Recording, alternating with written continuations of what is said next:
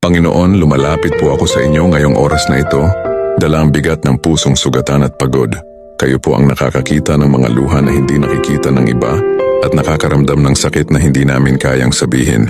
Lord, sa mga panahong hindi namin maintindihan ang mga nangyayari, turuan mo kaming magtiwala sa plano mo. Kapag masakit na, kapag parang hindi na namin kaya, yakapin mo po kami ng iyong kapayapaan.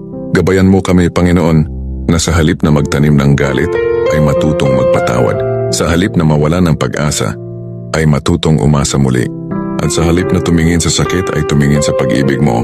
Tulungan mo kaming makita na may dahilan sa bawat luha at may bagong simula sa likod ng bawat pagtatapos. Bigyan mo kami ng lakas na bumangon at ng puso na marunong maghintay sa tamang panahon. Lord, salamat po dahil kahit kami ay nasasaktan, alam naming hindi mo kami pinapabayaan. Sa bawat hakbang namin, ikaw ang ilaw na gumagabay. Manatili ka sa aming puso at ipaalala mo lagi na sa iyo may kapayapaan, may pag-asa at may bagong simula. Sa pangalan ni Jesus, Amen.